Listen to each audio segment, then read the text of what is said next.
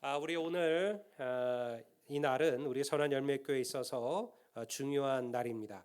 앞으로 함께 교회를 섬기며 또 주의 성도들을 돌아볼 귀한 사명자를 세우는 날이기도 하죠.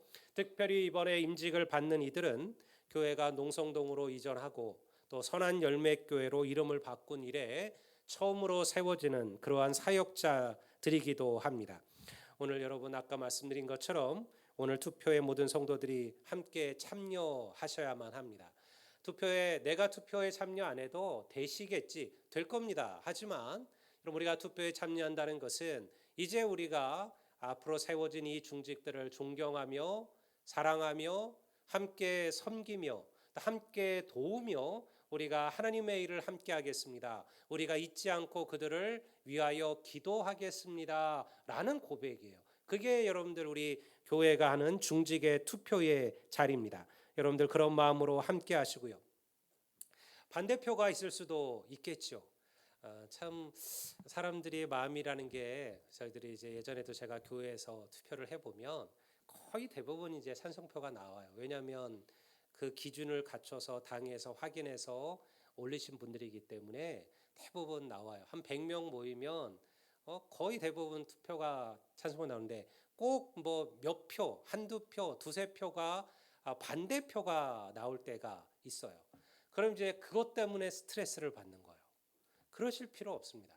여러분 혹시 여러분들 반대표가 있다면 여러분들 하나님께서 더욱더 나를 겸허하고 겸손한 마음으로 그 직분을 감당하라는 하나님의 뜻인 줄 알고 믿음으로 받으시기를 주의 이름으로 축원합니다.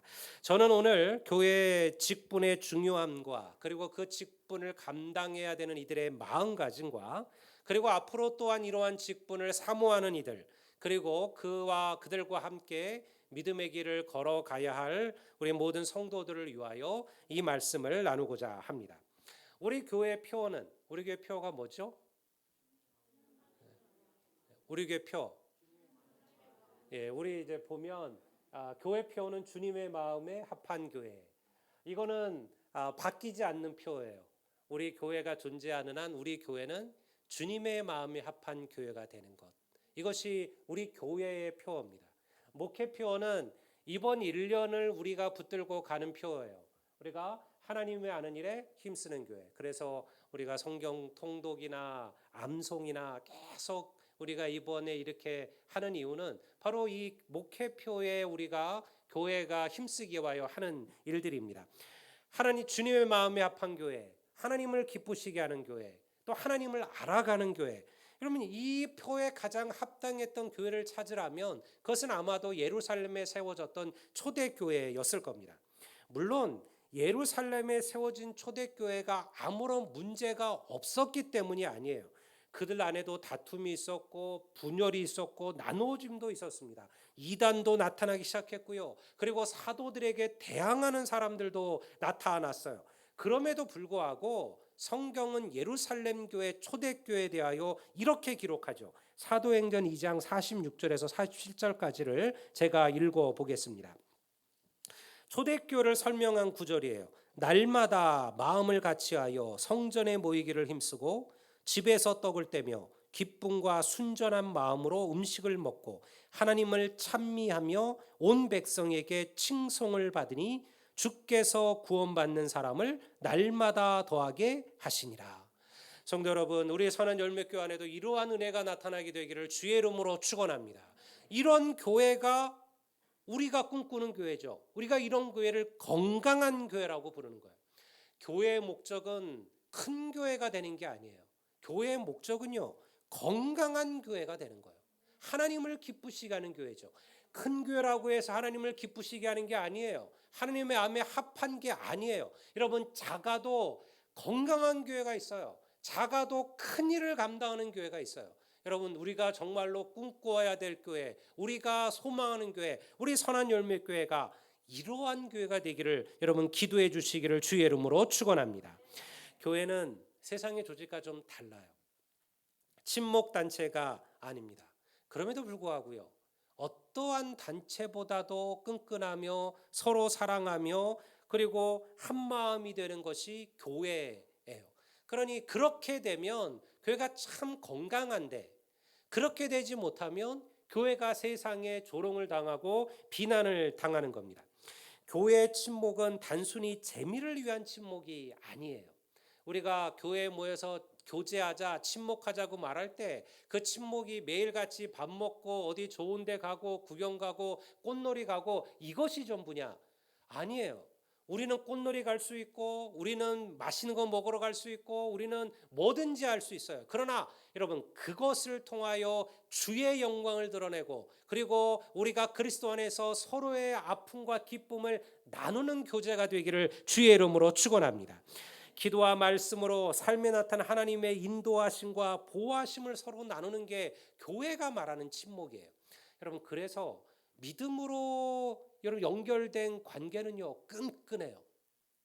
사실 이제 제가 이게 교회를 목회하면서 우리 교회가 조금의 아쉬움은 그런 거예요. 우리가 연결된 고리들이 아직 많지 않다는 거예요. 지금 코로나 때문에 오후 예배도 못 드리죠. 막 이러다 보니까 사실은 주일 우리가 예배 마치고 갖기 바쁘다 보니까 근데 사실은 교회 안에 여러 가지 고리가 있어야 돼요. 여전도 안에서 하나로 묶이고 구역으로 묶이고 뭐 찬양팀으로 묶이고 또 무슨 소그룹 모임으로 묶이고 이렇게 해서 한 사람이 여러 개의 고리들을 가져야 그러니까 그 안에서 끈끈한 성도의 은혜들이 나누어지는 것이죠. 그러니 우리가 항상 기도하고 간구해야 되는 것은 여러분 교회가 그리스도 안에서 하나 되기를 위하여 구하기를 주의 이름으로 축원합니다. 여기는 어렵지만 뛰어넘어야만 하는 거예요. 우리는 누구보다 서로 사랑해야만 합니다. 그리고 그 사랑에는요 선택적인 환대가 있어서는 안 돼요. 제가 예전에 환대에 대한 설교를 한번 했어요. 교회가 해야 될 것이 뭐냐? 환대다. 우리는 가난한 이들을 환대해야 됩니다. 병든 이들을 환대해야 됩니다. 여러분들 세상에서 여러분들 어려움을 당하는 이들을 교회는 환대해야 돼요. 교회마저도 그들을 멀리하고 교회마저도 여러분 그들을 환대하지 않는다면 여러분 그들이 갈 곳이 없죠.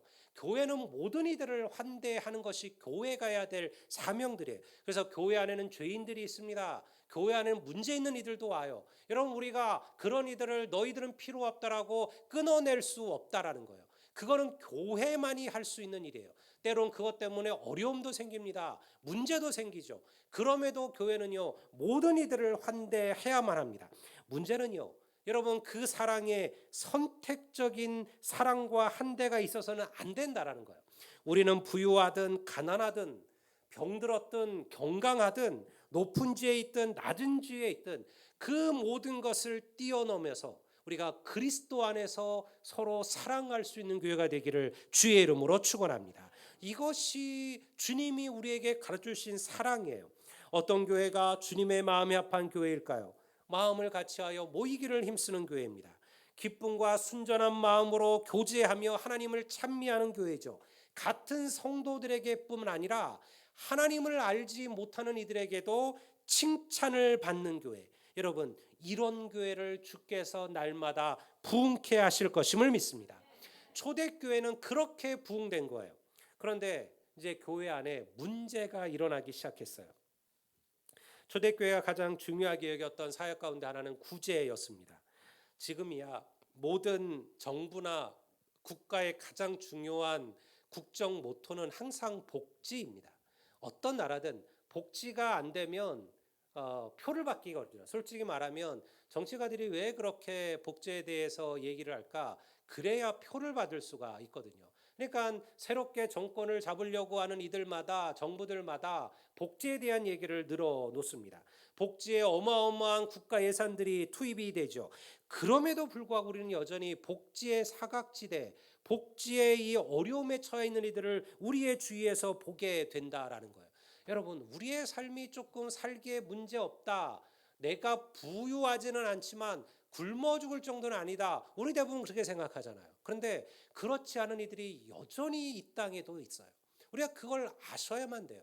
저는 정말 어렵게 사는 이들의 집들을 방문하거나 그리고 신방한 적들이 있어요. 어떤 이들은 오래된 모텔들 이런 데서 장기 투숙을 하는 이들이 있어요. 그냥 나라에서 받는 돈으로 모텔비를 한 달 숙박비를 내고 나면 별로 남는 게 없죠. 그리고 이제 그 안에서 살아가는 거예요. 또 이상하게도 그런 분들은 뭐가 또 가족들이 있다라고 나와 있어서 또 쉽게 나라의 복지를 받기도 어려운 거예요. 실제로는 남과 전혀 다를 바가 없는 자식들이고 남과 전혀 다를 바가 없는 부모들인데 그들이 있다라는 이유로 복지에서 그들의 혜택이 빠지는 거죠. 여러분 그런 이들이 우리 주위에 사실은 얼마든지 있다라는 거예요. 물론 재미삼아 박스를 주우시는 그냥 소홀히 주우시는 어르신들도 있습니다. 하지만요 그 일이 아니면 살아갈 수 없어서 여러분 그 굽어진 몸을 가지고 그 무거운 리어커를 끌면서 박스를 모으시는 여러분 노인들을 우리가 주위에서 얼마나 많이 봅니까? 여러분 우리는 여전히 이러한 어려움에 처해 있는 이들이 우리의 주위에 있음을 알아요. 배고픔보다 더 고통스러운 것은 없습니다. 여러분 지난번 아까 말씀드린 것처럼 이번 추수감사절 헌금은 우리 기아대책본부에서 원하는 희망상자로 보내게 됩니다. 이런 거예요. 교회가 한 상자당 5만 원의 구제연금을 지원하면 기아대책에서 5만 원을 더하여 10만 원짜리 희망박스를 만들어요. 그 안에 쌀도 넣고 그리고 여러 가지 라면이나 생필품도 넣고 이래서 10만 원의 상자를 만들어서 그리고 만약 그 박스가 한 50박스 정도가 되면 아주 교회 이름을 새겨서 그리고 다시 교회로 보내줘요. 그럼 우리가 그것을 이제 지역에다 나눌 수도 있고 아니면 기아대책에다가 알아서 쓰십시오 하면 그들이 그것을 가지고 정말 어려운 사람들이나 혹은 해외 특별히 이번에 기아대책에서 후원하는 것은 파키스탄입니다. 파키스탄은 이번에 수해로 말미암아 국토의 3분의 1이 물에 잠겼습니다. 사실은 우리가 남의 일처럼 지나가는 일이지만요 지금 그곳에 수많은 이들이 죽어가고 있고 굶어가고 있어요. 그런 쪽에 후원을 하고 있어요. 여러분 우리가 그리스도로 산다라는 것은 이런 겁니다. 우리가 세상의 모든 사람들을 다 구제할 수도 없으며 우리가 세상에 굶어 죽어가는 모든 이들을 도울 방법도 없습니다. 하지만 우리가 할 수 있는 조그만 것을 나누어서 그 중에 누군가를 돕는 거예요. 우리 교회가 그렇게 하면 또 다른 교회가 그렇게 하고 한국 교회가 그렇게 한다면 여러분 이 우리가 얼마나 많은 이들에게 그리스도의 사랑과 은혜를 나눌 수가 있을까요? 지금과 같은 시대에도 그러하다면 하물며 2000년 전 상황은 어떠했을까요? 고아와 과부와 나그네는 성경에서 하나님께서 특별히 돌보시는 이들이라 기록합니다. 왜냐하면 그들은 누군가의 도움 없이는 살아갈 수 없는 이들을 대표해요. 따라 초대교회는요 주님의 뜻을 따라 이러한 이들을 돕는 일에 최선을 다했어요.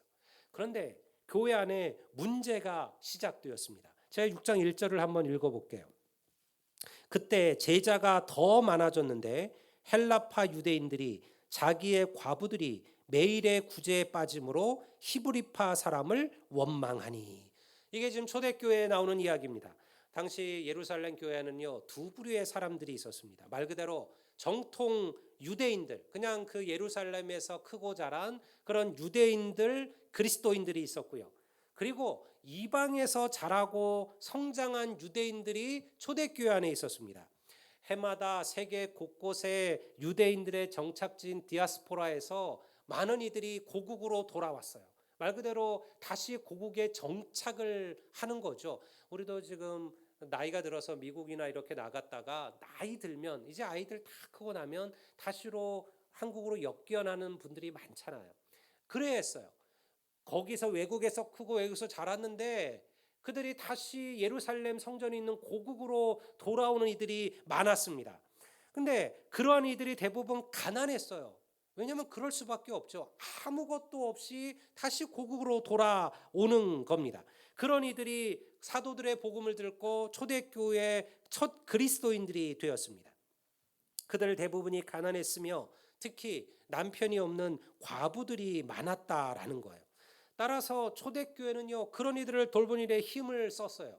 문제는 아무래도 교회 안에 유대인, 정통 유대파 과부들, 유대파 사람들이 많았기 때문에 이 후원들이 공정하게 못 가고 자꾸 이 유대인들 과부들에게 우선시되고 더 많이 가기 시작했다는 거예요.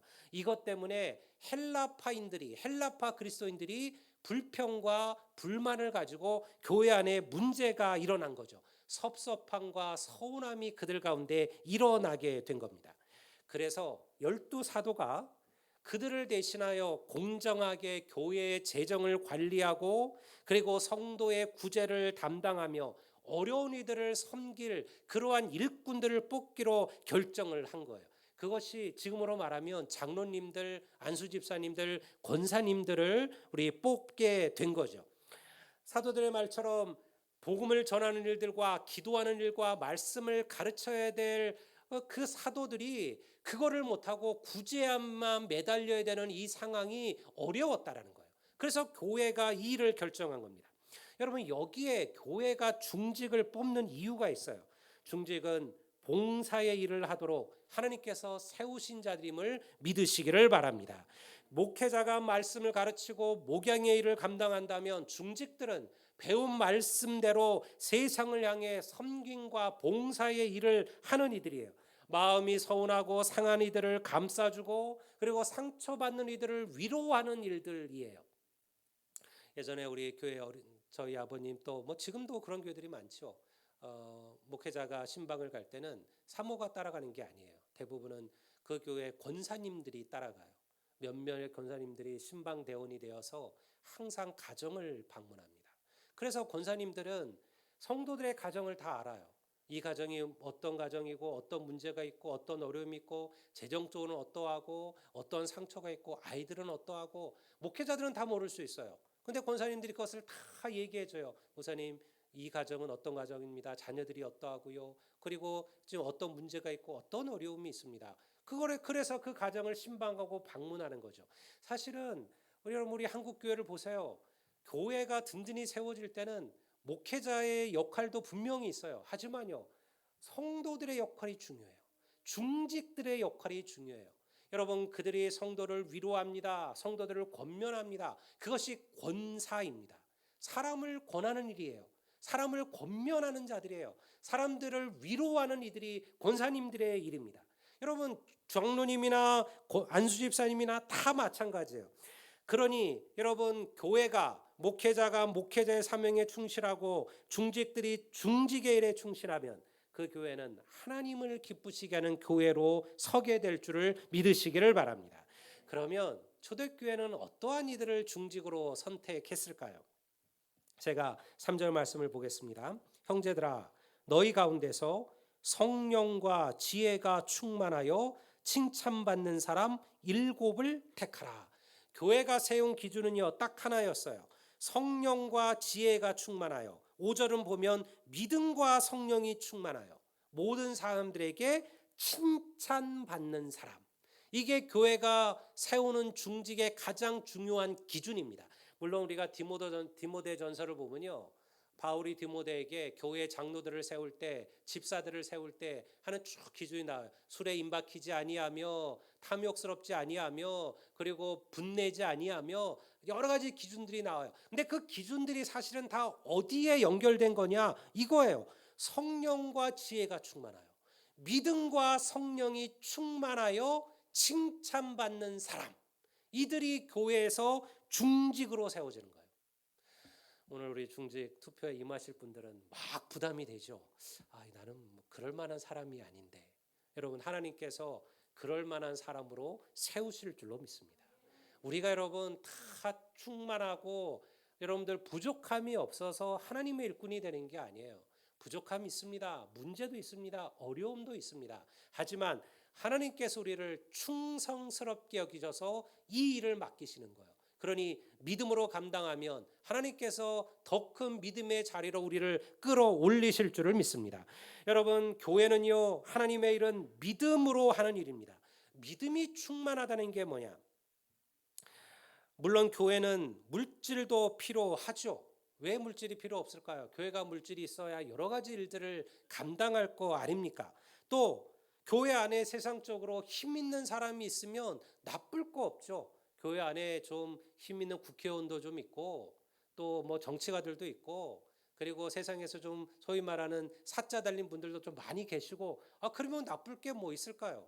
뭐 그분들을 통해서 교회가 또 도움받을 일이 왜 없고 성도들이 그들을 통하여 위로받을 일이 왜 없을까요? 필요하죠. 하지만요, 하나님의 일은 그런 것으로만 되는 게 아니라는 거예요. 아무리 우리 교회 안에 그런 이들이 많아도요, 여러분 그들이 성령에 충만하고 믿음으로 충만하지 않는다면 여러분 교회는 절대 하나님을 기쁘시게 하는 교회가 될 수 없다라는 거예요. 오직 하나님을 신뢰하고 하나님을 의지하며 사람보다 주님이 먼저 되면 여러분 하나님께서 그러한 중직을, 그러한 성도를, 그러한 교회를 하나님의 큰 교회로 세워 가실 줄로 믿습니다. 이번 우리 중직 후보자들로 세워지시는 분들이 여러분 다른 무엇보다, 여러분 다른 거는 좀 부족하다 할지라도 무엇보다 믿음과 성령 충만한 일꾼이 되시기를 주의 이름으로 축원합니다. 마지막으로, 그러면 왜 성경은 믿음과 성령이 충만한 사람이라 써도 될 것을 여기에다가 한 가지 말을 덧붙일까요? 믿음과 성령이 충만하여 무엇을 받는 사람? 칭찬받는 사람이란 말을 덧붙여요. 하나님의 사람들을 뽑을 때 믿음과 성령이 충만한 사람 이래도 되잖아요. 근데 믿음과 성령이 충만하여 칭찬받는 자를 택하라. 여기에 우리 성도들이 마음에 새겨야 될 이야기가 있어요. 성도의 믿음은 그저 내 만족, 내 기쁨으로 끝나서는 안 돼요. 하나님의 사명을 감당해야 하는 이들은요, 그 믿음으로 다른 이들을 세우고 은혜롭게 함으로 칭찬받는 일꾼이어야 함을 믿으시기를 바랍니다. 기도도 많이 하는 이들이 있습니다. 믿음이 좋은 것 같습니다. 하지만 성도들의 칭찬을 받지 못하는 이들이 있어요. 열심히 봉사도 합니다. 충성도 해요. 하지만 사람을 세우고 격려하기보다는 분란을 만들고 문제를 일으키기도 해요. 여러분, 믿음이 좋다는 것이 사실은 곧 그가 하나님의 좋은 사람 얘기는 다를 수 있다라는 거예요. 여러분, 우리의 믿음은 하나님과 나만의 관계에서 끝나는 게 아니에요. 우리가 믿음이 좋다라는 것은요, 사람과 사람들의 관계 속에서도 나타나야만 하는 거예요. 성도 여러분, 모든 이들을 사랑으로 대하고 겸손으로 섬기며 주님과 같은 마음으로 헌신하시는 우리 중직들과 성도들이 되시기를 주의 이름으로 축원합니다. 이런 이들이 칭찬받는 이들이에요. 교만한 이들은 칭송을 받지 못합니다. 그 앞에서는 누구나 다 그를 높이는 것 같아도요, 그것은 진짜 칭찬이 아니에요. 그것은 그저 입에 발린 이야기뿐입니다. 하지만 겸손한 이들은요, 진심 어린 칭찬을 받아요. 여러분, 주위에 있는 사람들을 생각해 보세요. 어떤 이들이 정말 우리가 사랑하고 아끼는 사람들인가요? 겸손한 이들이잖아요. 저희 친구들이 많아요. 친구들 대부분 다 목사들이지만 그들 가운데 성격이 제각각이에요. 아주 자신만만한 목사님들도 있고, 그리고 정말 똑똑한 목사님들도 있고, 정말 영성 있는 목사님들도 있고, 다양한 그룹이 있어요. 근데 여러분, 친구들 사이에서 항상 어려움이 생기면 찾아가는 친구, 전화하는 친구, 위로받는 친구는요, 그런 친구들이 아니에요.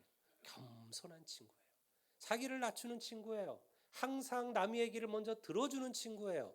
그런 친구들에게 우리의 마음이 가는 거예요. 그리고 그런 이들이 칭찬을 받아요. 여러분, 이것이 진짜 칭찬이죠.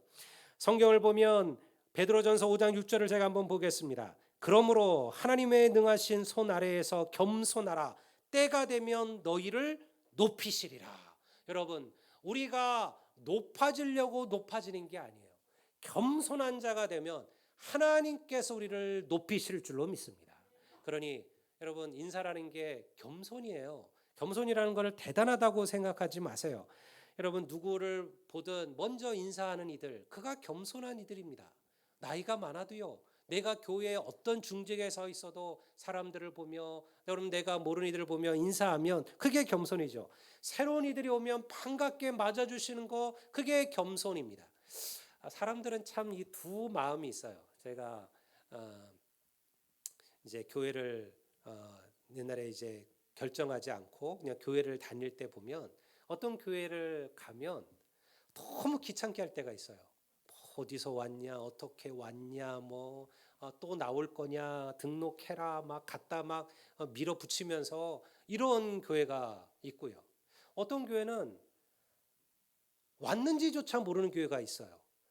아무도 얘기를 안 해요. 누구 어디서 왔는지, 새로 왔는지 물어보는 사람도 없고, 그냥 나를 편안하게 해주려고 그냥 그런 교회는 또 편안함은 있어요. 근데 여러분들 이게 두 마음이 다 비슷해요. 누가 너무 살갑게 하면 귀찮고, 누가 너무 나를 안 알아주면 아니 이 교회는 사랑이 없나? 이렇게 생각되고요. 사람은 두 마음이 다 사실은 있어요. 그러니 여러분 새로운 성도가 왔을 때 모든 사람들이 가가지고 다 한 사람 한 사람 가가지고 왜 왔냐 어떻게 왔냐 이러면 귀찮죠. 그 일을 누가 하는 거예요? 중직들이 하는 거예요. 중직들이 그들에게 위로하고 그들을 맞아주고 웃어주고 잘 오셨다고 얘기해주고 또 오시라고 얘기해주고 언제든지 들리시라고 얘기해주고, 여러분 그렇게 해서 하는 그게 겸손이죠. 여러분 부족한 것보다 칭찬할 것부터 찾으십시오. 겸손한 자들은 그래요. 부족한 게 많아요. 모자라는 게 많아요. 마음에 안 드는 것도 있어요. 그런 거는 입 밖에 내지 않습니다. 그러나 그가 가진 칭찬할 게 있을 거예요. 그가 잘하는 게 있을 거예요. 그도 여러분들 내세울 만한 게 있을 거예요. 그런 것들 가지고 그를 높여주고 그를 세워주는 거, 그게 겸손한 이들이에요. 여러분 우리의 섬김이나 충성이 다른 이들을 판단하는 자랑이 되어서는 안 돼요. 여러분 바로 그것이 겸손이죠. 이렇게 세워진 초대교회 7명의 집사님들이 있었어요. 그들의 이름이 스데반, 빌립, 브로고로, 니가노르, 디몬, 바메나, 니골라예요. 여러분 어떠세요? 이 이름들이 우리가 익히 알고 있는 예수님의 12제자들의 이름과는 조금 낯설지 않으신가요? 이 7명의 새롭게 뽑힌 집사님들이 놀랍게도요 다 헬라파 유대인이었다는 거예요. 여러분 그 교회는 지금 거의 대부분은 누가 교회에 나오느냐, 정통 유대인들, 히브리파 유대인들이 그 교회에 다 있어요. 그들이 거의 대부분이에요. 그런데 하나님의 일꾼들을 세울 때 초대교회는요 그 헬라파 유대인들이 받았던 그 섭섭함, 서운함을 안 거예요. 그래서 오히려 그들을 교회의 일꾼으로 세웠어요. 물론 억지로 세운 건 아닐 거예요. 왜냐하면 뽑아놓고 보니까 그들이 하나같이 헬라파 유대인이었던 거예요. 그런데 보통 교회 같으면 이렇게 했을 겁니다. 야 이거 너무 한쪽으로 몰린 거 아니야? 야 우리 교회가 대부분 다 히브리파 유대인인데 헬라파 유대인들이 7명이 다 교회에 중직이 되면 히브리파 유대인들은 좀 이상하지 않느냐? 야 우리 적당하게 7명 가운데 3명은 유대파로 세우자. 얼마든지 그럴 수 있을 겁니다. 근데 초대는 그렇게 하지 않았다라는 거예요. 그런 것에 기준을 두지 않았어요. 그들이 말한 것처럼 그들이 교회 일꾼을 세우는 기준은 한 가지였어요. 믿음과 성령이 충만하여 칭찬받는 자들. 그들이 바로 우리가 알고 있는 스데반, 빌립, 브로고르, 니가노르, 디몬, 바메나, 니골라예요. 여러분 교회는 그럼으로써 그들의 섭섭함, 서운함을 위로하고요. 다시는 교회가 그러한 잘못을 일어나지 않도록 결정했다는 거예요. 이러한 좋은 일꾼을 세운 다음에 이 초대교회는 어떻게 되었을까요? 성경은 딱 한 절로 그 모든 것을 정리합니다. 7절입니다. 하나님의 말씀이 점점 왕성하여 예루살렘에 있는 제자의 수가 더 심히 많아지고 허다한 제사장의 무리도 이 도에 복종하니라.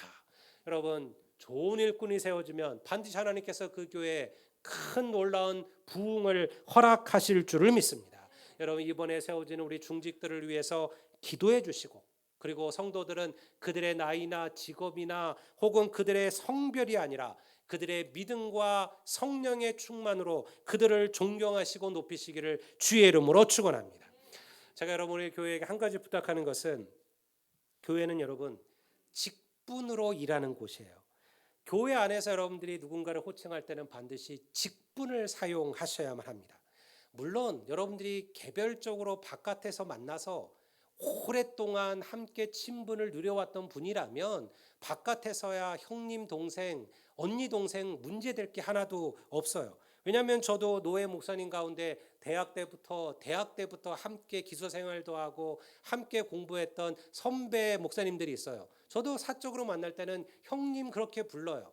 문제될 거 없어요. 하지만요, 그러나 교회 안에서 우리가 서로와 서로를 만날 때는 반드시 어떻게 불러야 되느냐? 직분으로 부르셔야 돼요. 권사님, 집사님, 성도님, 이것이 공식적인 칭호예요. 야, 어이, 누구야, 안 돼요. 여러분 그것은 왜 안 되냐면, 우리가 여러분들 이렇게 되면 중직들이 존경을 받기 어려워요. 여러분 중직들은 우리보다 나이가 여러분보다 어릴 수 있습니다. 여러분의 학교 후배일 수도 있고 여러분보다 사실은 더 부족할 수도 있어요. 세상 기준으로는 그러할 수 있죠. 여러분 권사님이 여러분의 친구나 동생일 수도 있습니다. 그럼에도 불구하고 교회가 그들을 존경하고 앞에 세우는 것은 그들의 믿음과 헌신을 인정하기 때문이에요. 여러분들이 나이도 어리고 대단치 않은 저를 목사님이라고 부르고 그리고 저를 인정해 주는 이유가 무엇입니까? 이유는 하나죠. 하나님께서 저를 세우시고 하나님의 종으로 하나님의 일꾼으로 세우셨기 때문에 여러분들이 그렇게 인정해 주시는 거 아닙니까? 마찬가지예요. 여러분 우리가 교회가 이제 세우는 우리 중직들 아마 그들 가운데는 분명히 여러분들의 오랜 친구, 동생, 후배 다 있을 수 있죠. 하지만요, 우리가 교회에서 그들을 만날 때는 반드시 그들은 권사님, 그리고 안수 집사님, 장로님, 그리고 성도님 그들에 대한 뿐만 아니에요. 우리 성도들과 성도들도 마찬가지예요. 교회가 항상 직분이 우선돼야 돼요. 그래야만 교회가 질서가 세워지시는 거예요. 우리 교회 안에 여러분들 이렇게 친구들도 많고 언니 동생 많다는 것을 저도 알고 있습니다. 하지만 여러분 우리 성도들 기억하십시오. 항상 우리가 교회 안에서 서로를 만날 때 우리는 세상의 기준과 세상에서 만났던 친분으로 그를 보는 게 아니에요. 교회에서 우리가 서로를 볼 때는요, 우리는 예수 그리스도의 피값으로 구원받은 우리와 동일한 하나님의 자녀로 우리가 그들을 대하는 거예요. 그리고 우리가 그들의 믿음과 헌신들을 귀히 여기시는 거예요. 여러분 이것이 교회가 필요한 일이에요. 이제 우리 중직 후보자로 중직들로 세워질 분들에게도 여러 염려와 두려움이 있을 것이라 생각합니다. 부족함과 모자란 부분들도 있을 것이죠. 하지만 하나님께서 여러분들에게 이 직분을 주셨습니다. 제가 세운 것도 아니고 당회가 세운 것도 아니에요. 중직의 자리에 서는 이들은요, 하나님께서 주신 직분으로 믿고 그리고 받으시고 충성하기를 주의 이름으로 축원합니다. 놀랍게도 오늘 우리에게 주신 이 은혜를 기억하시고 우리 교회가 이제 새롭게 세워지는 중직들을 우리가 귀히 여기며 또 우리 중직들을 통하여 초대교회 안에 일어났던 이런 놀라운 섬김과 은혜와 부흥과 하나됨이 우리 교회 안에서도 일어나게 되기를 주의 이름으로 축복합니다. 이제 우리 다 같이